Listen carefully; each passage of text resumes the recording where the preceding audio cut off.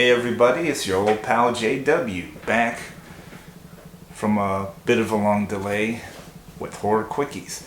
And today we are going to review a movie that I actually donated to the fundraiser, and that is going to be Bastardz, Cruel Summer. Written, directed, and also starring Scott Tepperman. Really cool dude. Okay, so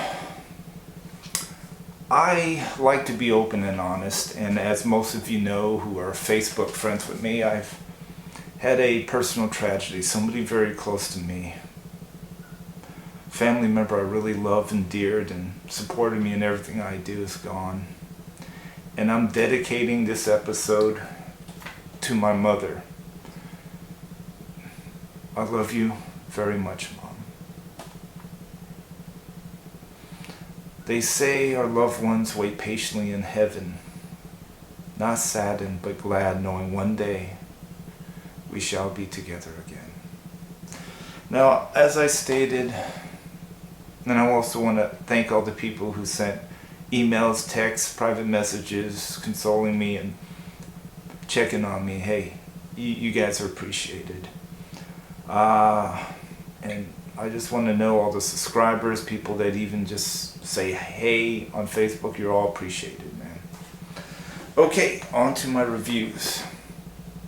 Like I said, I fundraised for this one, okay, because like the director Scott Tepperman, I'm a huge fan of 80s slasher films, and Cruel Summer did not disappoint.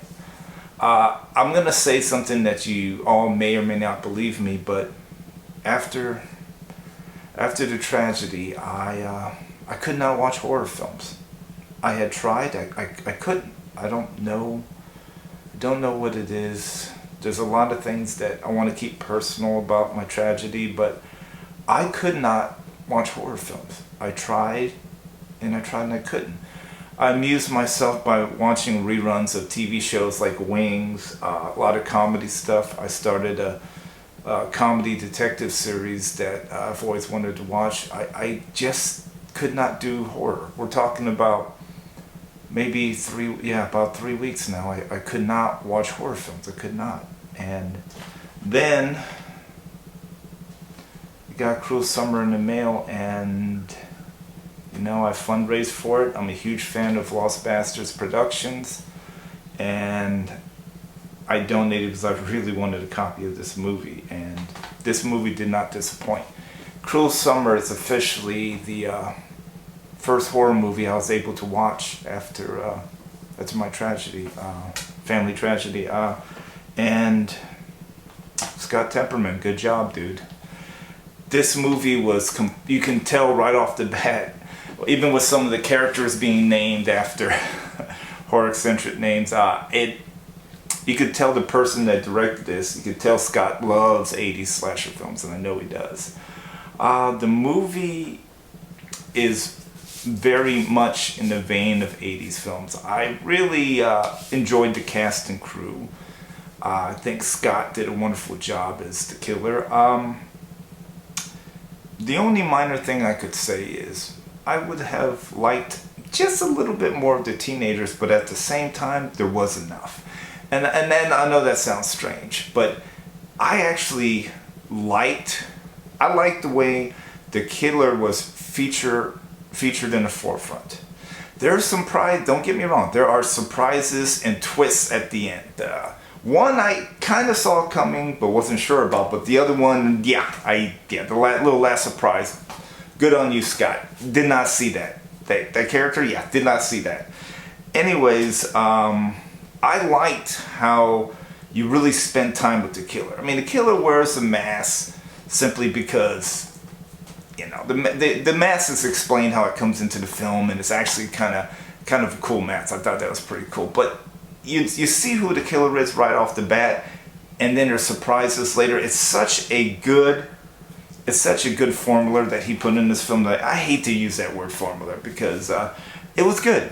I really liked this film. I donated. I'm not gonna say I'll be honest with you, as far as donations go, I don't know if you guys are aware of this, but I don't donate to fundraisers. In fact, Lost Bastardz Productions, Scott and Jim O'Rear, you guys are the only ones that I donate to. I sometimes wish I could donate more, but I've had some issues over the years. I will only donate to you guys right now. I don't donate to anybody else, and it's nothing like a slam on anybody else. It's just, I've been burned way too many times. There are a lot of people who got the money for their fundraising, and I never got my copy.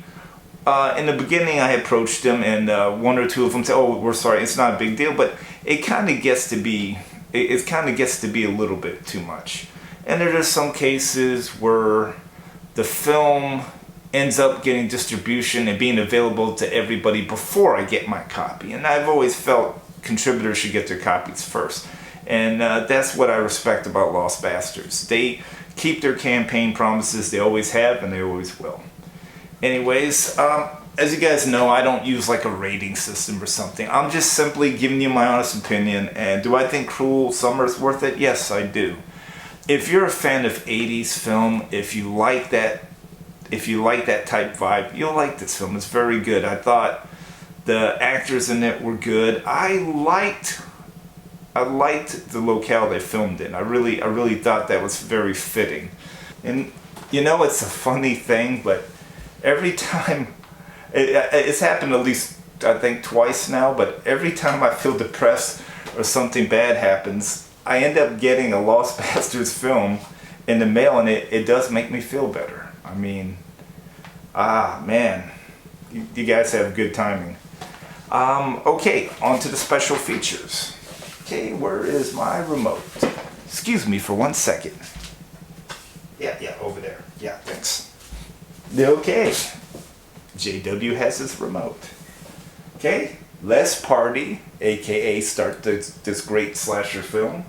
Select a scene, and bonus content was always my favorite. Okay, Not So Cruel Summer is basically interviews with the director Scott Temperman and the actors and crew. I learned a lot from that, and I also enjoyed listening to him talk. So it sounded like this movie was a lot of fun to make. Okay, 6 questions. I recommend this because I like the way Scott Temperman answered a lot of these questions, because I can't remember which one it was, but one question I think I was going to ask him on Facebook or message him. Okay, glimpse behind the scene gives you a behind the scenes of them filming Cruel Summer. I've always liked watching behind the scenes. Then, of course, the theatrical trailer.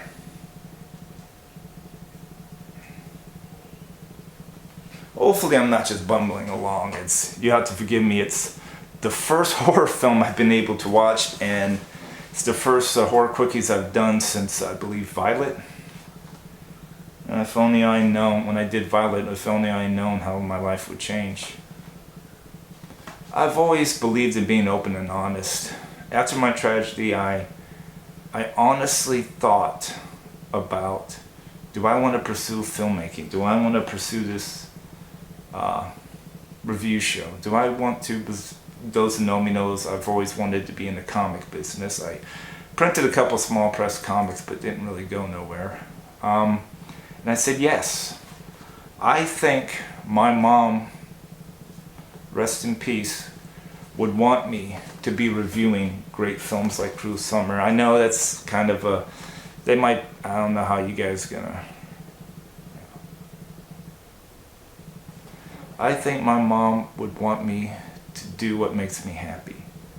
She bought my first 2 cameras. She's always given me her critiques. First on my first short film, Drinking Game.